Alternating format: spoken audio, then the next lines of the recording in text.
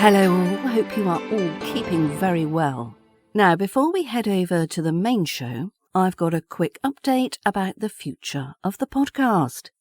Now, from August, I'll be back to releasing brand new shows, that's new content, so compilation episodes today and next Friday, and then back to brand new shows from August. And I've also decided to move both my email newsletters and this podcast over to my new Substack account. I shall put the link in the show notes, so if you're interested, you can join me over on Substack. Now, I plan to keep releasing weekly podcast episodes each Friday as usual, but the difference is the full podcast will only be available through my Substack. I'll keep doing a mini sort of sample episode that's available and released on the usual Spotify, Apple, etc., wherever you usually listen to this podcast. But the main show will be delivered direct to your inbox through my Substack. So I hope you'll be able to join me over there. And as I say, I'll put the link in the show notes so you can get set up there in time for August. Well, that's it for the housekeeping. Now on to the show. Section 1. What are the common mistakes people make in the IELTS speaking exam? Are you planning to take the IELTS speaking exam? Perhaps you're currently preparing for one and have your exam date fixed.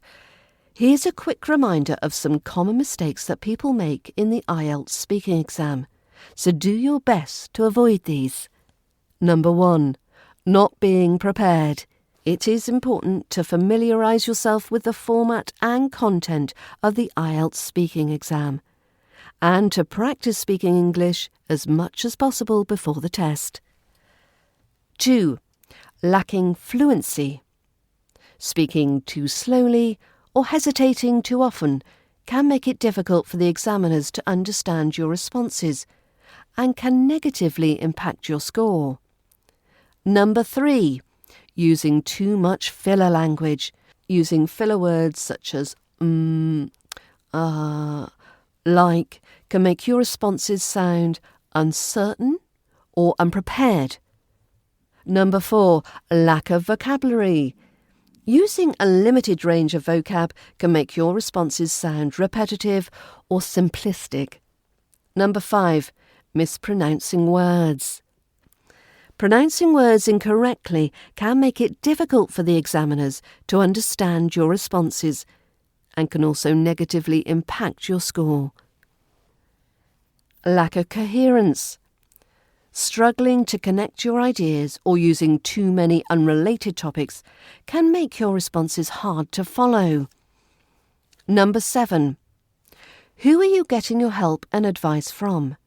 Make sure you are accessing the highest quality information and training you can.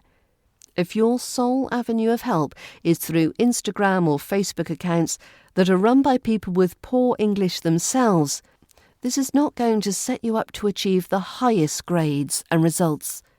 By avoiding these mistakes and focusing on speaking clearly, using a varied vocabulary, and linking your ideas coherently, you can improve your chances of getting a good score on the IELTS speaking exam. If you'd like to improve your pronunciation for your speaking exam, why not join the British Accent Bundle? learningbritishaccent.com/bundle. Section 2. The shadowing technique to improve your pronunciation.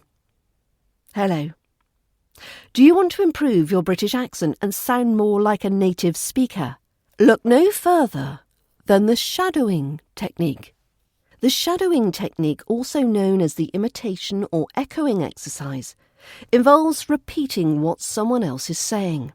This exercise can help you understand English on a deeper level and improve your rhythm and intonation. But it's also a valuable tool for improving your British accent, and here's why. It helps you understand things in English on a deeper level.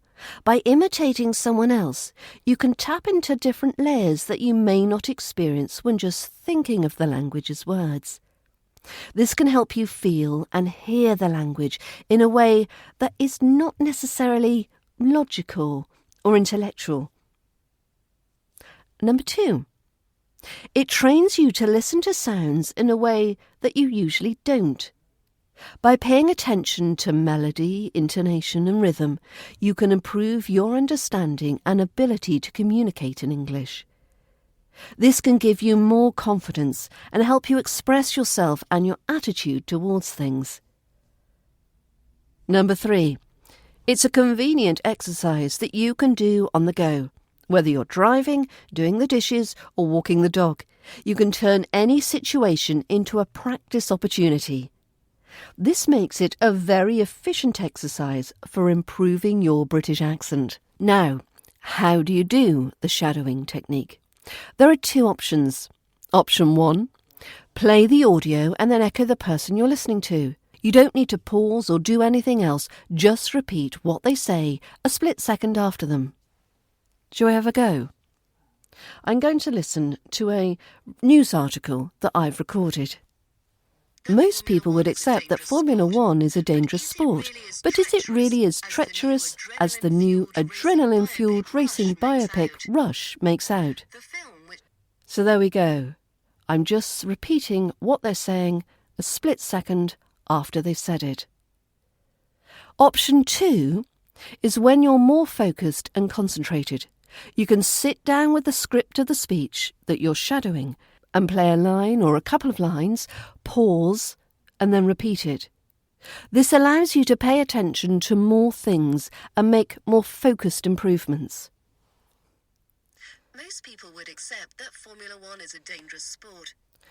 Most people would accept that Formula One is a dangerous sport.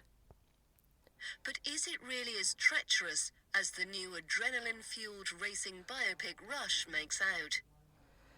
But is it really as treacherous as the new adrenaline-fueled racing biopic Rush makes out?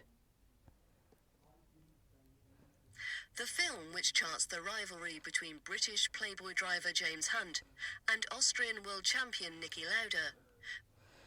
The film, which charts the rivalry between British Playboy driver James Hunt and Austrian world champion Niki Lauda, makes a number of claims about the high-risk world of F1.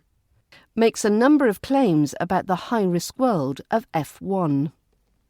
However, in order for the shadowing technique to be effective, it's important to set an intention as to what you're paying attention to and what you're trying to improve. Here's some tips to help you get the most out of your shadowing exercise. Tip 1. Setting your intention. Decide what specific aspect of your accent you want to improve, such as a particular sound or intonation pattern. This will help you pay attention to it and make better improvements. Now, you could look to improve the pronunciation of specific sounds, such as the th sound or the vowel sound in book, Intonation patterns such as rising intonation at the end of questions or falling intonation for statements. Stress and emphasis on certain syllables within words or phrases. Maybe rhythm and pacing in speech. Or just the overall fluency and clarity of speech. By setting a specific intention, you'll focus on one aspect at a time and make more targeted improvements in your accent. Tip 2. Record yourself. By recording yourself shadowing and then listening back to the recording, you can identify areas that need improvement and make adjustments. Tip 3. Find a speaker you like. It's important to choose a speaker whose voice you enjoy and want to emulate. This will make your practice more enjoyable and effective. Tip number 4. Slow down the pace. If the audio is too fast, you can slow it down to 75% or even half the speed to help you pay attention to more things. Tip number 5. Use a script. Having the text in front of you can help you see and understand the words, sounds and intonation patterns more clearly. You can also mark the script to highlight challenging words or sounds. So are you ready to improve your British accent with the shadowing technique? Give it a try. and see the difference it can make in your speech. Remember, it's not about quantity, but quality, so take your time and be thorough in your practice. There's a ton of material to shadow in my British accent bundle, from example conversations, popular idioms and expressions, and chunking phrases. All are useful to shadow, and they all have accompanying text to follow along. You can get it at learningbritishaccent.com/bundle. Section 3. Here's 5 conversation phrases starting with T. Do you recognise any of these? Or have you used them in conversation before? Number 1. That'll do. Or that'll have to do. That'll do. Or that'll have to do. You can say this instead of saying that's enough or that's good enough. Here's some example sentences using the phrase that'll do. The paint colour doesn't match exactly, but it's pretty close. That'll do. The paint colour doesn't match exactly, but it's pretty close. That'll do. This chair is a little wobbly, but it's not too bad. That'll do for now until I can buy a new one. The garden looks tidy enough after mowing the lawn. That'll do until I have time to do a more thorough job later. Number 2. That'll teach you. That'll teach you. Now you can say this after something bad has happened to someone who should have been more careful or perhaps should have known better. So here's some example sentences using the phrase, that'll teach you. Don't come crying to me after you lost your money gambling. I said it was a risky idea, but maybe that'll teach you to be smarter with your money next time. Don't come crying to me after you lost your money gambling. I said it was a risky idea, but maybe that'll teach you to be smarter with your money next time. I told you not to wait until the last minute to start your project, but you didn't listen. Well, now you've got a D-. Maybe that'll teach you to start early next time. I told you not to wait until the last minute to start your project, but you didn't listen. Well, now that you've got a D-, maybe that'll teach you to start early next time. I warned you not to pet strange dogs without asking their owners first. Now that you've been bitten, hopefully that will teach you to be more careful around animals. I warned you not to pet strange dogs without asking their owners first. Now that you've been bitten, hopefully that'll teach you to be more careful around animals. Number 3. That's enough, or that's quite enough. You say this if you want someone to stop behaving badly or perhaps is annoying you. So here's some example sentences using the phrase, that's quite enough. That's enough. My friend was loudly voicing controversial opinions that were upsetting others. I took him aside and told him, that's quite enough. You've made your point. My friend was loudly voicing controversial opinions that were upsetting others. I took him aside and told him, that's quite enough. You've made your point. The kids were getting rowdy and breaking things while playing. I called out, that's enough. Settle down before someone gets hurt. The kids were getting rowdy and breaking things while playing. I called, that's enough. Settle down before someone gets hurt. My co-worker won't stop gossiping about our colleagues. I told them, that's quite enough. We should get back to work. My co-worker won't stop gossiping about our colleagues. I told them, that's quite enough. We should get back to work. Number 4. That's all. Or, that's all there is to it. So you can use this phrase if there's nothing else you want to say about something, or there's nothing more to add to the story. So here's some example sentences using the phrase. Just add the ingredients together, mix well, and bake at 200 degrees centigrade for 30 minutes. That's all there is to it. Just add the ingredients together, mix well, and bake at 200 degrees centigrade for 30 minutes. That's all there is to it. There's no shortcut to learning a new language. You just have to study vocabulary, practice speaking, and immerse yourself in it. That's all there is to it. There's no shortcut to learning a new language. You just have to study vocabulary, practice speaking, and immerse yourself in it. That's all there is to it. If you want to get in shape, you need to eat healthy foods and exercise. There's no magic solution, that's all there is to it. If you want to get in shape, you need to eat healthy foods and exercise. There's no magic solution, that's all there is to it. Number 5. That's funny. Or the funny thing is. Now you can say this if you think something's a bit strange or a bit odd. Here's some examples using this phrase. I could have sworn I left my keys on the counter, but now I can't find them anywhere. That's funny. I could have sworn I left my keys on the counter, but now I can't find them anywhere. That's funny.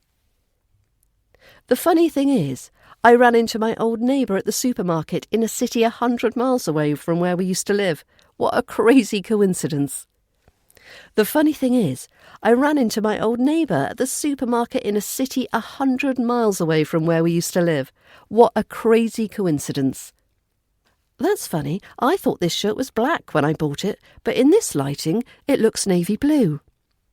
That's funny. I thought this shirt was black when I bought it, but in this lighting, it looks navy blue. And there you have it. 5 phrases beginning with T. Section 4. Don't call me dear. Now, I've mentioned this in the past, but it's time to revisit the use of the word dear. Now, I know some of you may use this thinking it's a friendly greeting. But take care, as it can come across oddly if said to strangers. Don't go saying, hello dear, to random blokes on the street. They may take it the wrong way, thinking you're being too familiar. So let's review the proper uses of this tricky term. There are 6 in total. Firstly, it's common in letters and emails. Pop it at the start to be a tad more polite, like Dear Michael or Dear Mr. Smith. But never use it in speech. It's strictly for writing. But please note, do not write hello dear. This is inappropriate unless you know that person you're writing to extremely well. Secondly, it's used in pet names between romantic partners. You know, words like honey or babe. Long married couples often use dear as a sweet nickname or sarcastically. How was your day, dear? But don't use it this way with just anyone. Next up is the trickiest. Members of the older generation may use this expression in phrases such as, how can I help you, dear? How are you, dear? But take care, as it can come off as totally condescending. It's best avoided unless you happen to be in a region that uses this expression regularly, or you can pull it off naturally. Number 4. Exclaiming, oh dear, when something goes wrong.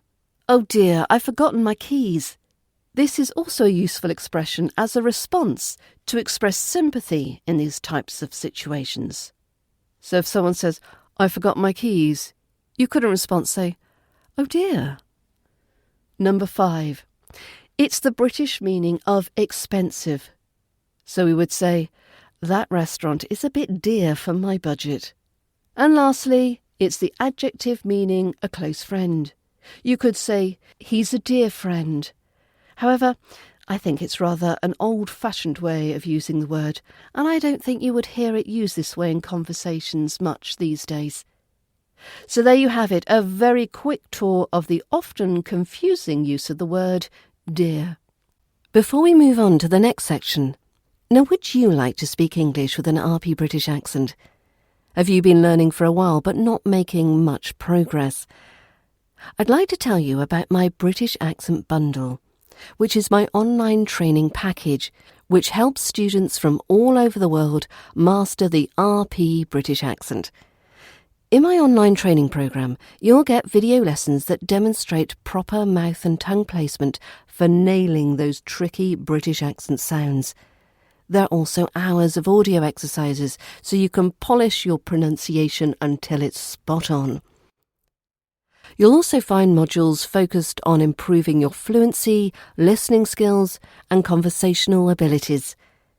Now, if you think you could benefit from this training and start to feel confident about your speaking and conversation skills, then head over to learningbritishaccent.com/bundle to sign up. Thanks again for listening, and don't forget the podcast will be moving to my Substack, link to join in the show notes. I hope you can join me there. In the meantime, have a great week and bye for now.